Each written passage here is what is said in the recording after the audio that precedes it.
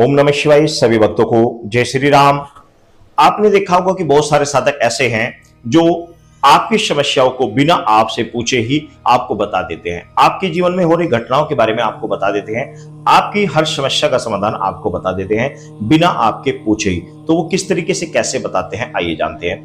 देखो, हमारे पास भी एक साधक ऐसा है जो कि उसके पास जो भी व्यक्ति समस्या लेकर आता है उसकी समस्या को वह एक पेपर पर लिख लेता है, उसका नाम लिख लेता है, उसका सनोप लिख लेता है, उसका एड्रेस लिख लेता है और फिर रात्रि में उसके विषय में पूरी जानकारी देख लेता है और सुबह फोन कर उसको सारी समस्याओं के बारे में बता देता है। तो वो किस तरीके से देखता है, किस शक्ति के द्वारा देखा जाता है और किस तरीके से आप इस प्रयोग के द्वारा दूसरे की समस्याओं को आप देख सकते हैं। ये जो सिद्धि है, ये जो साधना है, ये है स्वप्नेश्वरी देवी की साधना।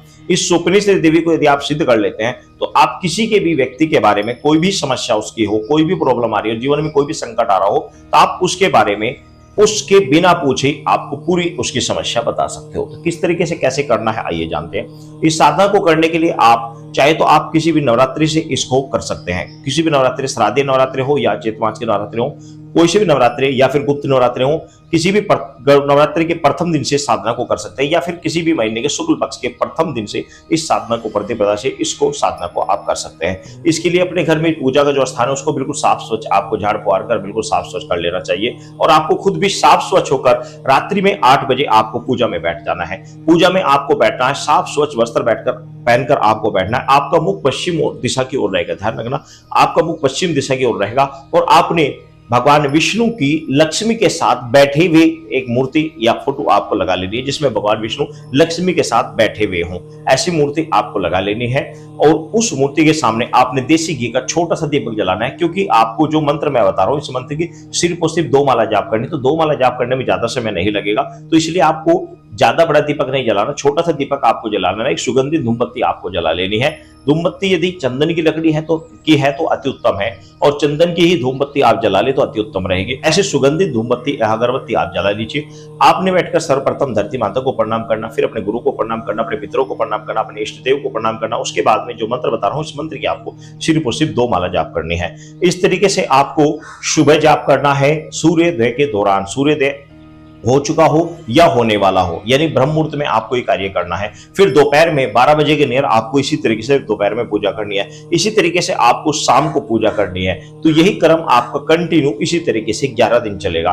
11 दिन की साधना रहेगी, सुबह, दोपहर, शाम को भी संध्या के समय, जिस समय सूर्य अस्त होने वाला हो उस समय इसी तरीके से आपको पूजा करनी है। तो तीनों समय में, तीनों संध्याओं में आपको इसी तरीके से पूजा करनी है और ये जो पूजा है ये कंटिन्यू आपकी 11 दिन तक चलती रहेगी।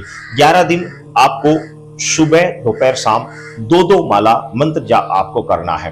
ये मंत्र आपका सिद्ध हो जाएगा। उसके बाद जब कभी भी आपको आवश्यकता पड़े, जब कभी भी आपको लगे कि मुझे आज पूछना है, कोई भी चीज पूछनी है, तो उस दिन आपको क्या करना है, उस दिन आपको रात्रि के समय, सोते समय, जब आप बिस्तर पर सोएं तो ध्यान रखें, बिस्तर पर सोते समय आपको उस समय बिल्कुल साफ सोच रहना है, बिल्कुल साफ सोच रहना है। उस समय आपको ऐसा नहीं करना भूल से भी कि आप स्त्री समागम करें या कोई गंदे आपने कोई भोजन कर लिया है या गंदे वस्त्र पहन के, ऐसा नहीं, साफ सोच बिल्कुल। क्योंकि ये जो सिद्धि है ये बिल्कुल ही माँ लक्ष्मी के स्वरूप की सिद्धि है, यानी कि योग माया की सिद्धि है, यानी कि स्वप्नेश्वरी देवी की सिद्धि है। तो ये बिल्कुल पवित्र, एकदम शुद्ध शक्ति होती है, बिल्कुल शुद्ध होती है।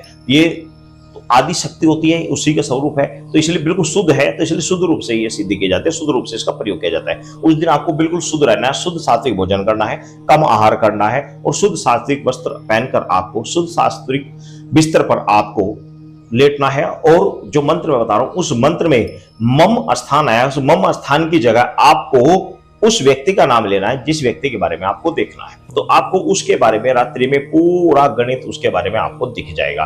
क्या समस्या है, किस तरीके से समस्या चली है, कहां से चली है, क्या प्रॉब्लम है, क्या दिक्कत है, वो सभी आप पहले ही उस व्यक्ति से उसका नाम लिख ले, उसके पिता का नाम लिख ले, उसका एड्रेस लिख ले।